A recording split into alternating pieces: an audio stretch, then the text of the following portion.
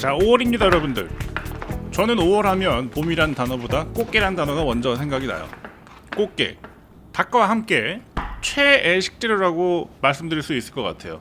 닭이야 뭐 하루 종일 먹을 수도 있습니다. 아침에 삼계탕 먹고, 점심에 닭갈비 먹고, 저녁에 바베큐 먹고. 하지만 꽃게 같은 경우는 닭보다 상대적으로 가격도 비싼 데다가 이 5월 제철에 알배기 꽃게를 제대로 먹을 수 있는 시기적인 제약을 생각한다면 어떻게 보면 꽃게가 탑이라고 할 수 있어요. 이 맛있는 꽃게, 저는 어릴 적 어머니가 꽃게탕을 끓여줬었습니다. 비싼 꽃게를 그냥 쪄서 먹기에는 너무 감당이 안 되는 금액이 지출되기 때문에 이렇게 탕을 끓여서 된장 국물에 밥을 쓱 말아갖고 꽃게의 향을 국물에서 진하게 느낄 수 있는 그런 조리법으로 해주셨는데 맨날 쪄먹기만 하다가 오늘은 이렇게 옛날 생각이 나서 꽃게탕 된장 스타일로다가 한번 준비를 해봤습니다. 사실 뭐 꽃게탕은 재료가 들어가는 게 그렇게 많지가 않습니다. 기본적으로다가 해물탕을 끓일 때 쓸 수 있는 국물 내기용 채소들만 준비해 주시면 됩니다.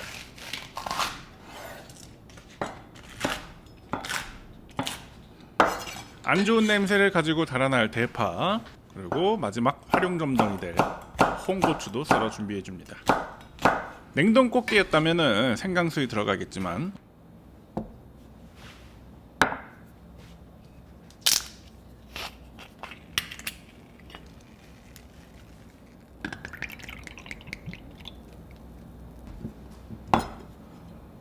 오늘은 살아있는 생꽃게를 준비했기 때문에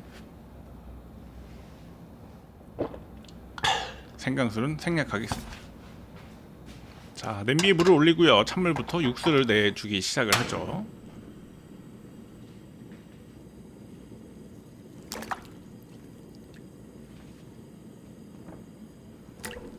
호박을 너무 얇게 썰어서 나중에 넣기보다는 도톰하게 썰은 형태로다가 푹 익어야 이 호박의 단맛과 꽃게의 단맛이 비슷하게 이 된장찌개의 단맛을 지배하거든요. 요거는 저는 푹 익히는 걸 추천드립니다.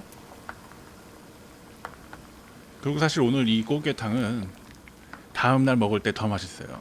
꽃게에서 맛있는 맛이 그냥 식히는 동안에도 쭉 나오거든요. 둘째 날은 저는 이 꽃게 살들을 꾹 짜가지고 국물에 녹여버리거든요. 그러고 나서 소분해갖고 냉동실에 넣어둡니다. 1회 분식. 국물 하나 필요하다 싶을 때 그거 냉동팩 하나 싹 내리면 굉장히 고퀄리티의 사이드 국물을 얻을 수가 있죠. 뭐 그때는 꽃게 껍질도 없기 때문에 꽃게를 발라먹는 번거로움은 둘째 날 소분할 때 다 해두는 게 좋습니다. 손질해 둔 꽃게를 푹 담가줍니다. 단맛이 은은하게 퍼져나오기 시작하죠. 저는 꽃게탕을 끓일 때는 이렇게 된장 베이스로 구수하게 해서 이 꽃게가 가진 시원한 단맛을 가장 잘 뽑아낼 수 있게끔 하는 양념이 된장이 아닌가 싶어요. 다진 마늘도 적당량 넣어줍니다. 꽃게가 아주 실하게 익어가고 있습니다. 벌써 꽃게탕 비주얼이 나오고 있죠.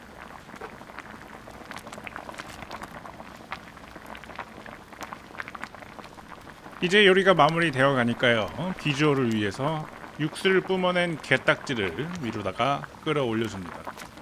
이건 된장찌개가 아니고 꽃게탕이야 라고 얘기해주는 거죠. 두부도 넣어주세요. 이게 첫째 날은 애매하지만 둘째 날 저 두부가 손질하고 없어진 꽃게의 빈자리를 채워주는 단백질원이 됩니다. 이거 한 번에 이쁘게 안 되네. 팽이버섯과 홍고추로 마무리.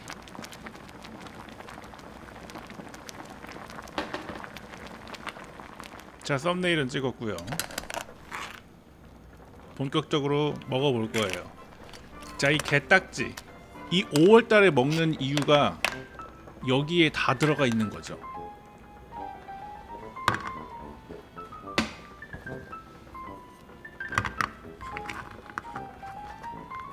게 한 마리에서 나오는 알이 이만큼이에요.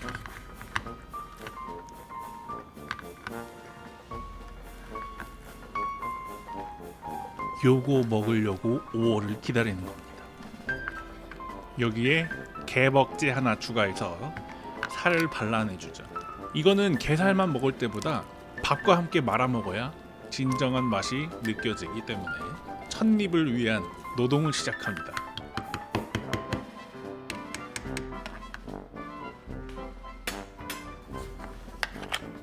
여기에 뜨끈한 밥 한 숟가락, 그리고 진하게 우러난 이 국물이 움직일 때 이 게살의 소용돌이가 보이는, 단순한 된장 국물이라고 얘기하기에는 너무나도 표현이 부족한 꽃게 국물을 끼얹어 줍니다. 잠깐 마음의 여유를 두고요, 밥알이 국물을 빨아들일 수 있는 시간을 줍니다.